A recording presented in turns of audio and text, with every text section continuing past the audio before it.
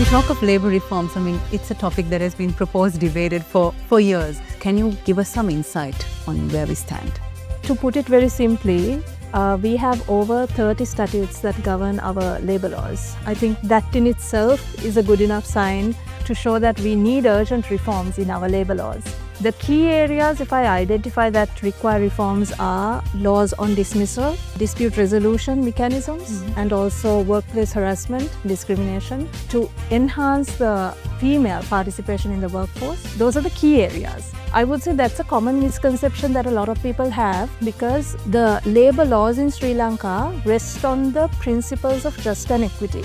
So you can't really say that the labor reforms that are currently under discussion will negatively impact the workforce. It has an amazing set of provisions that would positively impact the workforce, but the workforce need to be open-minded to accept it. Rozali, you mentioned reasonableness, when it comes to labor reforms and all.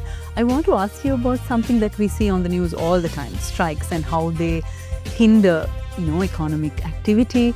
However, on the other hand, reasonably, employees do have a right to strike, or so we hear. How do we balance this?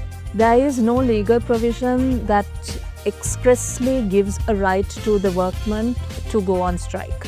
Constitution Article 14 provides specifically that there is a right to assembly, right to association, and also a right to join or form a trade union. So that's how our law implicitly gives this right to workmen to carry out a strike. If the workmen are engaged in an essential industry, and if workmen and employer have already agreed through a collective agreement, maybe settlement or an order before a dispute resolution mechanism, the workman cannot carry out a strike with the intention of procuring an alteration of the settlement already agreed on. So those are the conditions laid out by the Industrial Disputes Act. But nowhere in the law does it say that these are the instances in which you can carry out a strike. So it's implicit in our law. Sri Lanka is in urgent need of labor reforms. We spoke about all of this and more with Counsel Rozali Fernando. Stay tuned.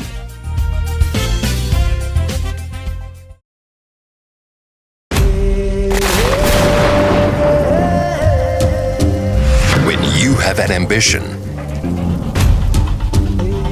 trust your instincts, move forward. This is your moment to shape your future, to be independent, to strengthen yourself. Your time is now.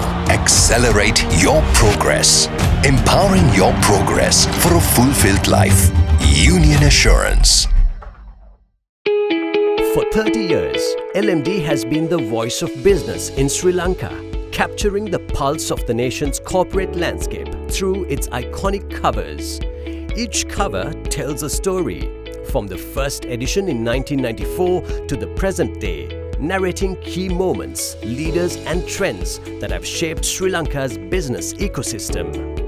Over the years, LMD covers have featured thought leaders, business pioneers and game-changing innovations, reflecting the evolution of industries and the economy. As we celebrate 30 years, these covers represent more than just publications.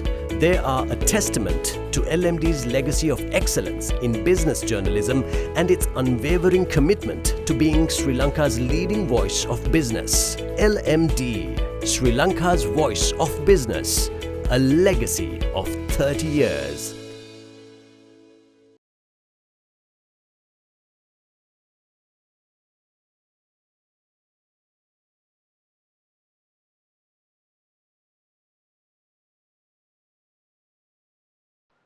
Hello and welcome to LMDtv. We're discussing labor reforms today. And I'm here with Counsel Rozali Fernando of FJ&G Saram. Rozali, welcome to our show. Thank you for having me, Ruwandi. When we talk of labor reforms, it's a topic that has been proposed, debated for years. While it is important for economic development of the country, there is always perception that it negatively affects the workers. Can you give us some insight on where we stand? So, Ruwandi, to put it very simply, we have over 30 statutes that govern our labor laws. I think that in itself is a good enough sign to show that we need urgent reforms in our labor laws.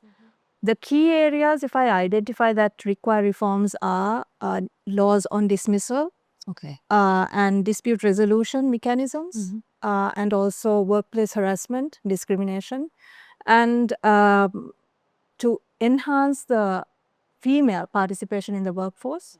Those are the key areas. Now, you asked an interesting question as to how reforms would negatively impact the workforce. I would say that's a common misconception that a lot of people have, because the labor laws in Sri Lanka rest on the principles of justice and equity. So it needs to work both ways. So if it is reasonableness, it needs to be reasonable by the employee as well as the employer.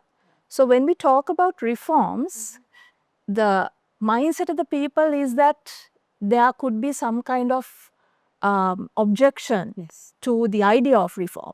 But if you look at the draft act that has been in the pipeline for a couple of years now, you see some amazing provisions that have been introduced for the first time in Sri Lanka, which are extremely pro-employee, such as, if I give you some examples, paternity leave, which is introduced in Sri Lanka. Yes. Absolutely.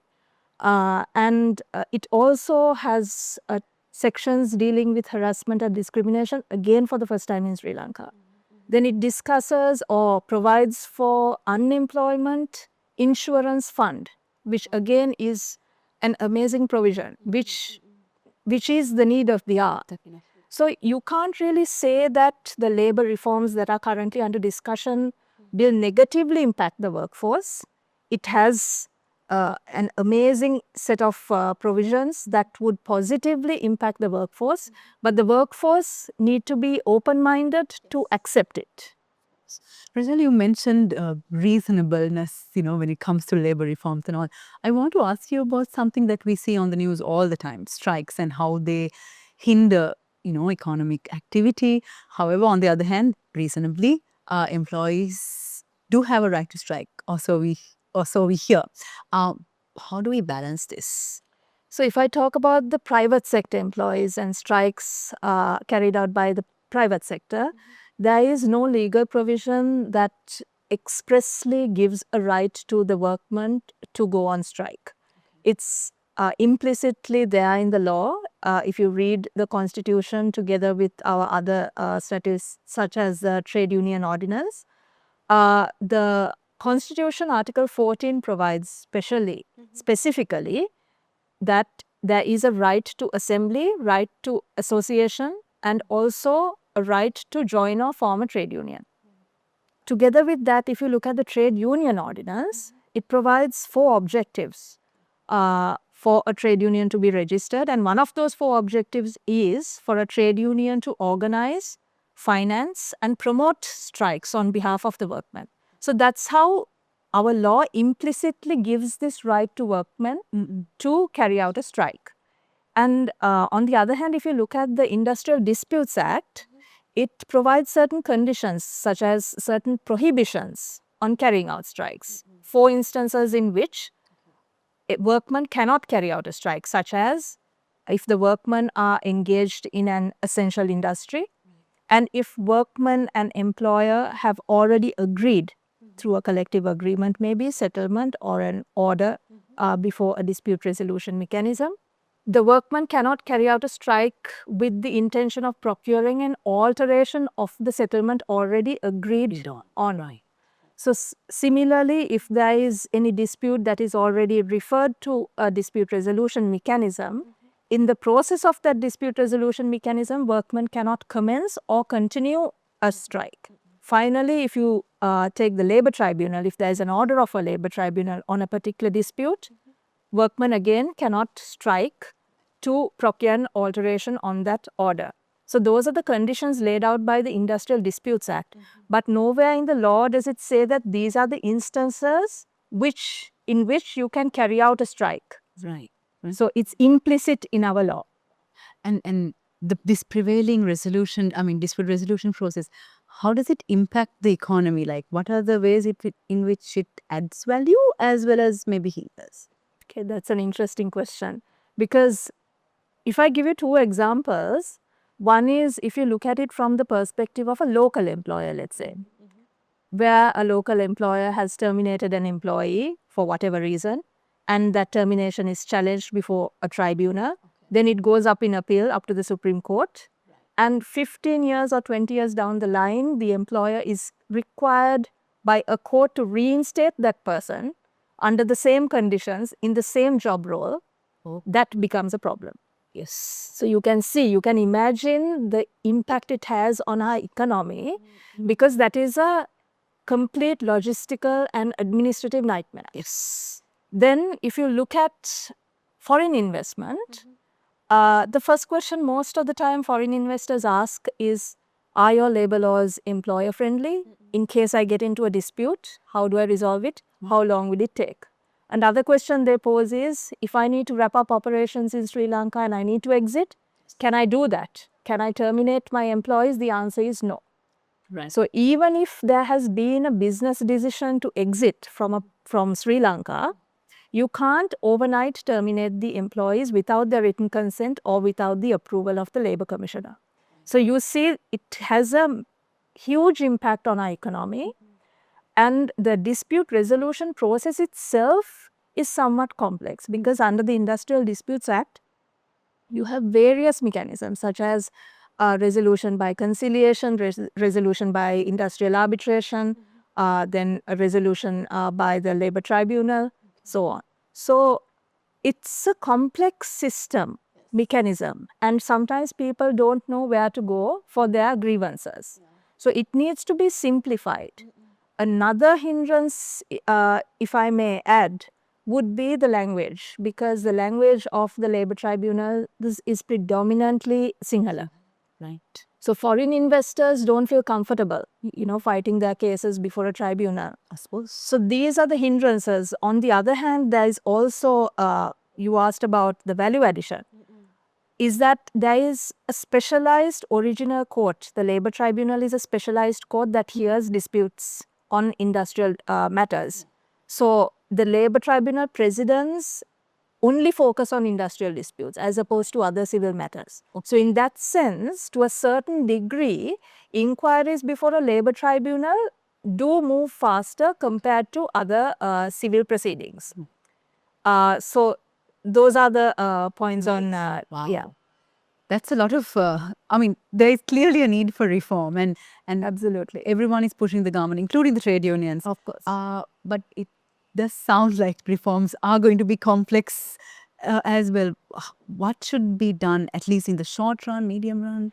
Yeah, so I don't think the question is, should reforms happen? I think definitely, yeah, there is no, uncertainty about that. Reforms must take place, and for us to come on the same platform as the other countries in the region, yes, to gain a competitiveness in the region. So changes, I would say, firstly, there has to be a simplification of our laws. Yes.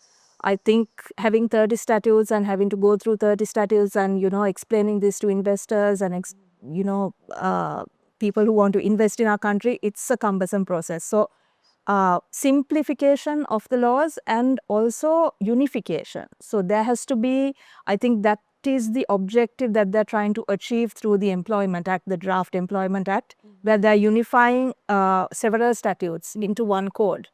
Then there has to be accessibility, more formalized procedures, because currently if a dispute is being taken up before an inquiry process in the Commission of Labour, there is no formalized procedure set in the law.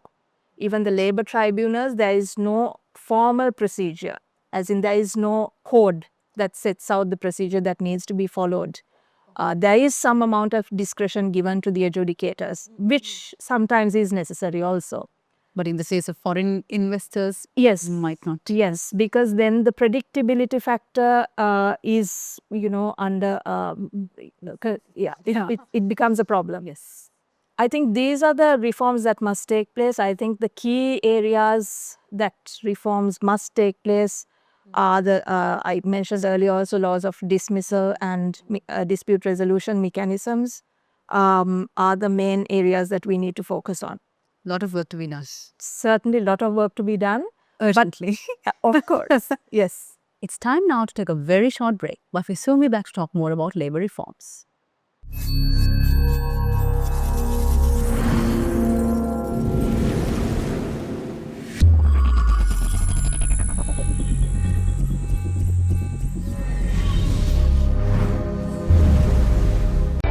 Display your brand message on digital screens at prime locations. The largest digital advertising network in Sri Lanka. Emerging Media.